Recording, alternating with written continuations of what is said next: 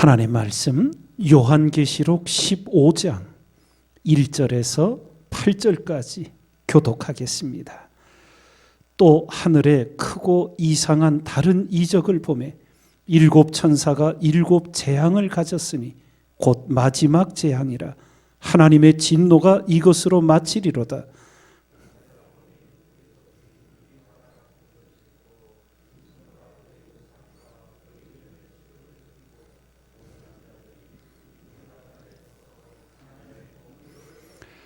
하나님의 종 모세의 노래 어린 양의 노래를 불러 가로되 주 하나님 곧 전능하신 이시여 하시는 일이 크고 기이하시도다.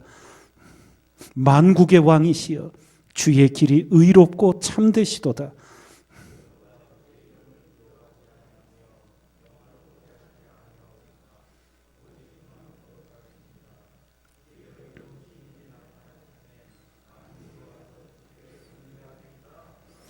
또 2일 후에 내가 보니 하늘의 증거 장막의 성전이 열리며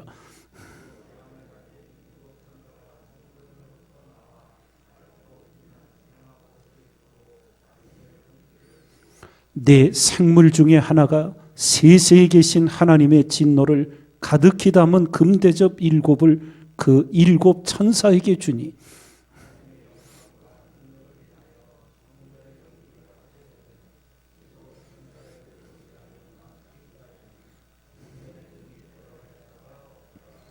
아멘. 오늘 말씀은 하나님의 마지막 진노의 심판인 일곱 대접의 심판이 오기 직전 하늘에 어떤 일이 있는지를 보여준 내용입니다. 먼저 사도 요한에게 하늘에서 환난과 핍박을 이겨낸 최후 승리를 얻은 성도들이 하나님을 찬양하는 내용이 나옵니다. 불 섞인 유리 바닷가에 서서 하나님을 찬양하는데 이것은 출애굽 당시 홍해를 건넌 이스라엘 백성들이 홍해 건너편 바닷가에서 하나님의 구원을 찬양하는 내용과 함께 연결이 되게 됩니다. 그래서 오늘 말씀에서도 3절을 보면 하나님의 종 모세의 노래, 어린 양의 노래를 불렀다고 기록이 되어 있습니다. 우리가 성경을 보면 하나님을 찬양했던 기록들이 신구약 성경 여러 곳에 기록되어 있습니다. 그런데 특징이 뭐냐 하면 악보는 남아있지 않고 가사만 남아있습니다. 오늘 이 사도 요한도 이 성도들이 하나님을 찬양하는데 그 곡조는 하나도 없어요. 남아있질 않아요. 예.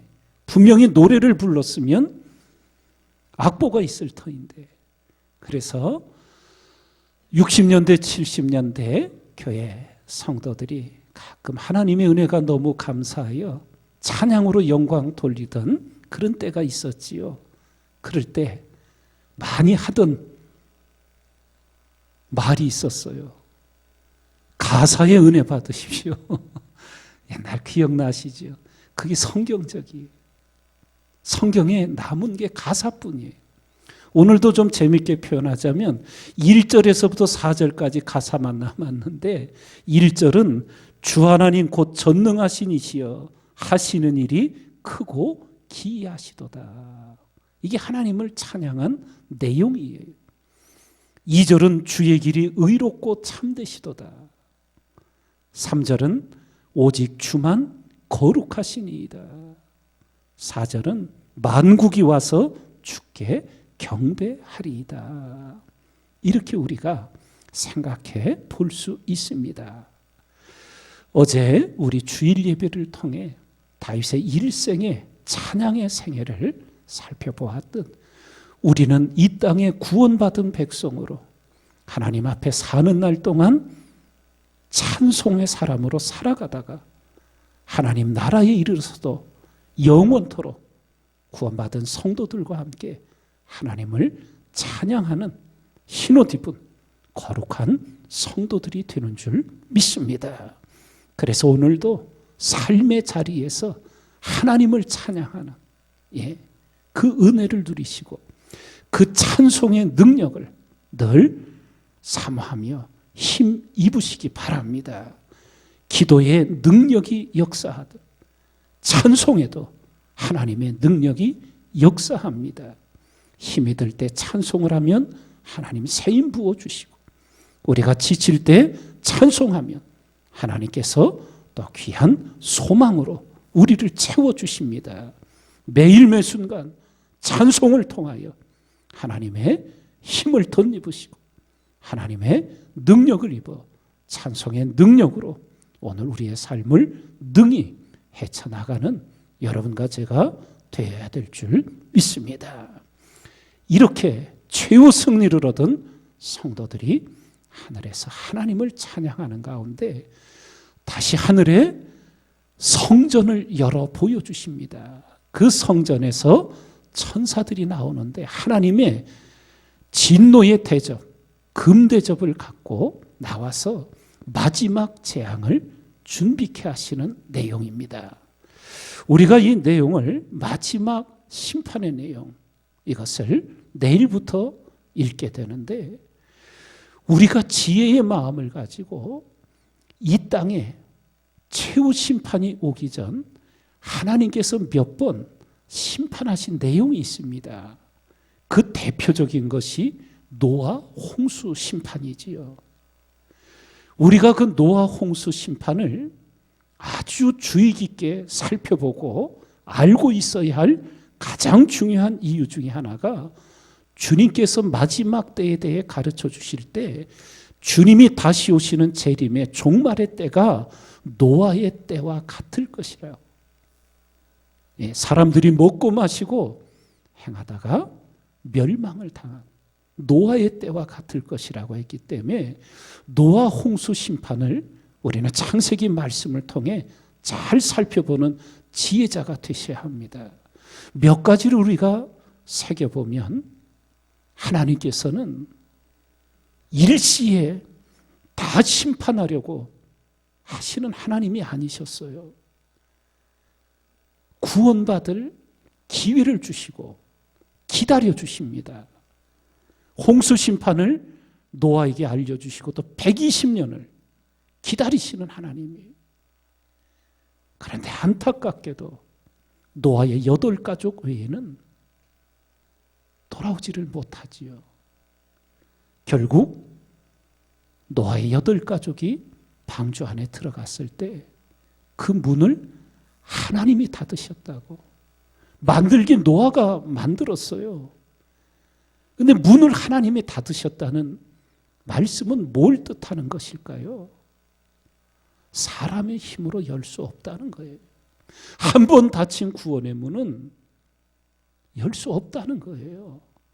그 문이 닫히기 전까지 하나님은 은혜와 긍휼로 기회를 또 주시고 또 주시지만, 구원의 문이 한 번 닫히면 열릴 수가 없게 되는 거예요.